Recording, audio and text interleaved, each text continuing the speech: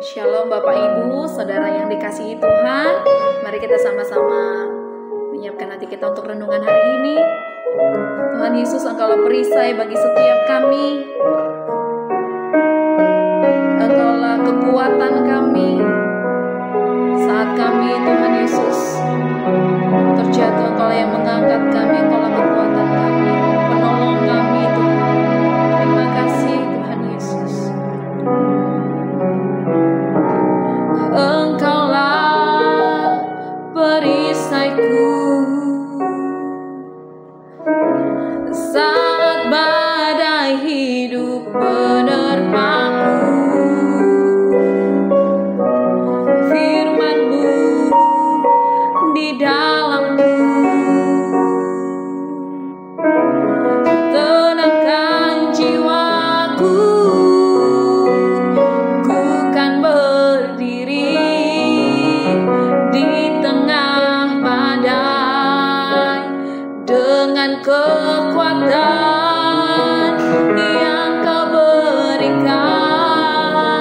Sampai kapanpun ku kan bertahan, karena Yesus yang selalu menopang hidupku. Yes, Tuhan Yesus.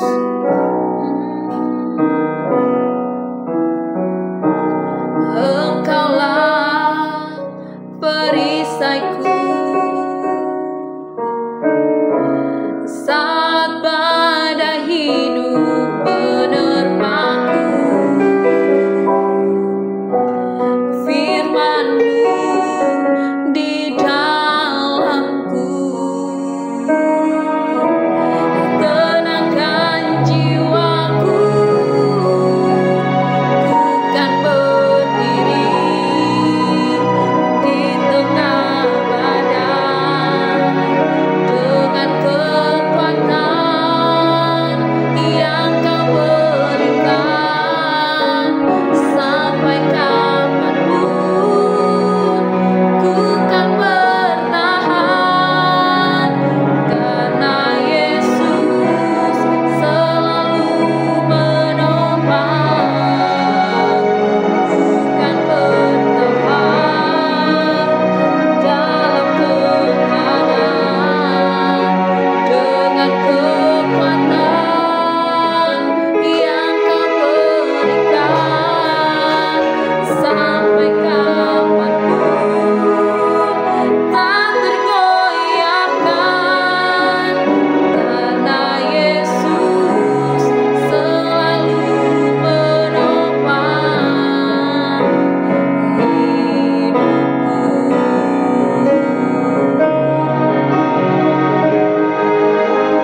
Ku kan berdiri di tengah badai dengan kekuatan yang Kau berikan.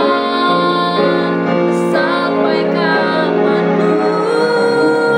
ku kan bertahan, karena Yesus selalu menopang. Karena Yesus selalu menopang. Karena Yesus selalu menopang hidupku.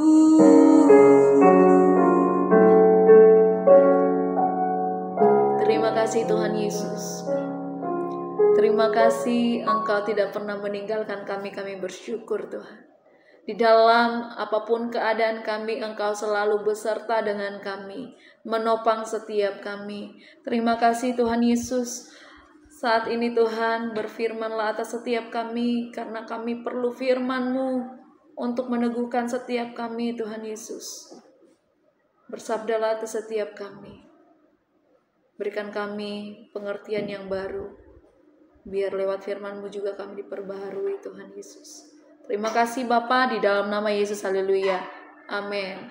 Shalom Bapak Ibu Saudara-saudari, kita berjumpa lagi dalam pertemuan intim dengan Allah.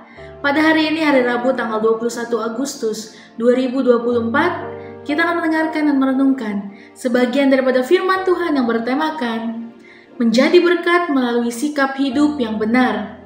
Pada perenungan hari ini yang berfokus di dalam Matius 5 ayat 13-16 dan 2 Korintus 4 ayat yang ke-6.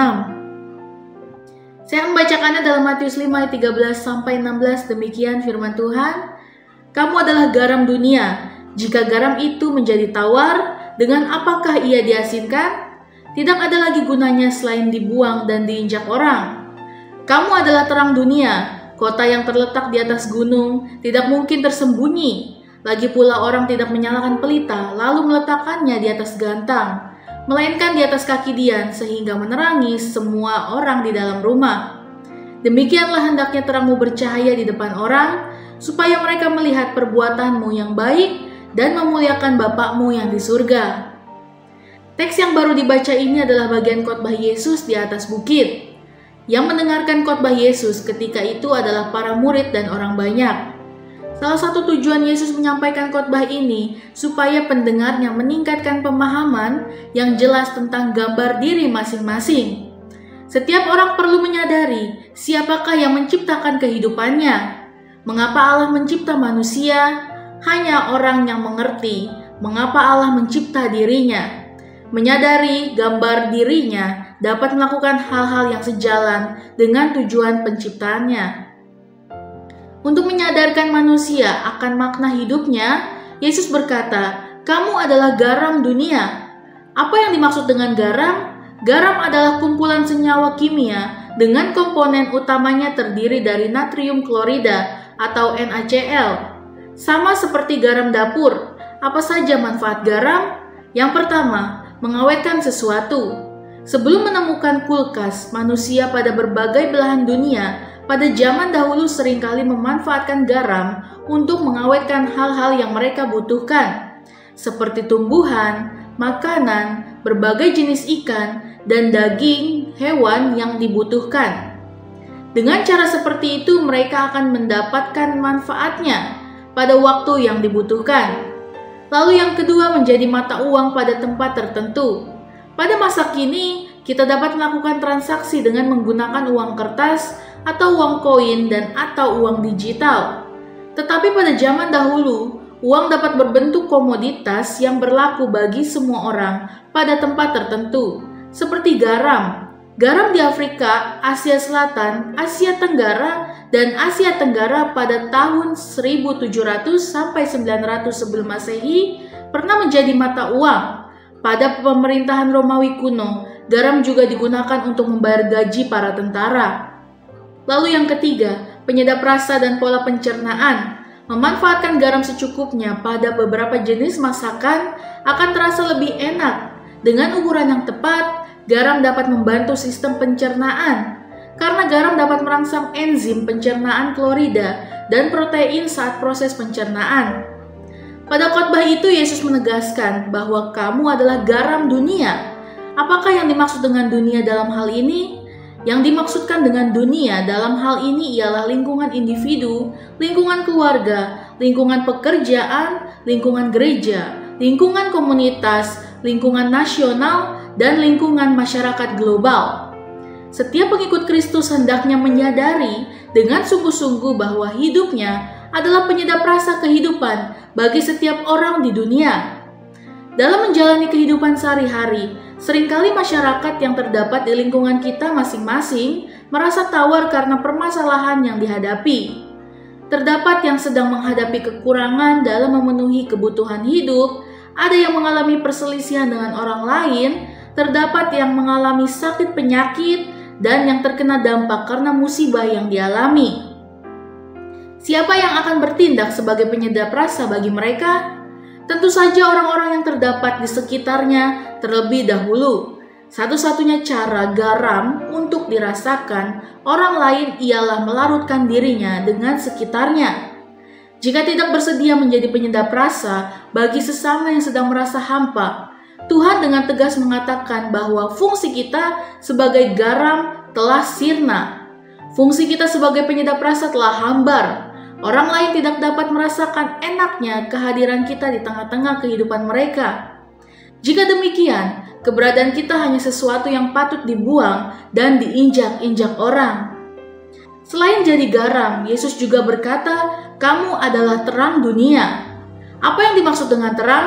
Terang artinya bersinar. Apa relevansinya dengan kehidupan? Setiap orang percaya sepatutnya memancarkan sinar kepada orang lain dan lingkungan sekitar. Memancarkan sinar pada kegelapan dapat membantu setiap orang untuk melihat sesuatu lebih jelas. Yang melakukan perjalanan tidak akan terantuk batu atau tergelincir. Orang yang bekerja akan lebih produktif jika dilakukan di bawah terang. Setiap orang seringkali diperhadapkan pada permasalahan yang belum dapat terlihat secara jelas. Pikiran belum memahami pokok persoalan secara jelas. Emosi sering merasa terguncang oleh hal-hal yang belum diketahui secara baik. Dalam keadaan seperti ini, setiap murid Kristus hendaknya mampu memberikan pencerahan pikiran, membukakan hal-hal yang belum dipahami oleh orang lain, seperti Daniel saat memaparkan jalan mimpi Raja Nebukadnezar dan maknanya tanpa pengertian yang diberikan Tuhan kepadanya. Saat itu akan terjadi tragedi kemanusiaan yang menyedihkan pada sejarah pemerintahan Babel. Semua orang pintar yang tidak dapat menyampaikan jalan mimpi Nebukadnezar akan dibunuh. Rumah yang mereka tempati akan menjadi puing-puing. Karena kasih karunia Tuhan, Daniel mampu memancarkan terang, pencerahan, atau membuka pemahaman dan atau menjadi berkat bagi Nebukadnezar, para pecendekiawan dan masyarakat. Amin. Mari sama-sama kita berdoa. Bapa yang baik, terima kasih Tuhan Yesus untuk perenungan pada hari ini Tuhan. Biarlah firman ini merema di kehidupan kami. Terima kasih Tuhan Yesus untuk renungan pada hari ini. Biarlah kami dapat terus menjadi garam dan terang-Mu Tuhan, dimanapun kami berada. Dan kami dapat menjadi penyedap bagi orang-orang di sekeliling kami Tuhan. Biarlah Tuhan, terang-Mu selalu bercahaya juga Tuhan bagi setiap orang-orang. Terima kasih Tuhan Yesus, biarlah firman ini selalu merema di kehidupan kami. Di dalam nama Tuhan Yesus, haleluya. Amin. Salam sejahtera, Tuhan Yesus memberkati. Shalom.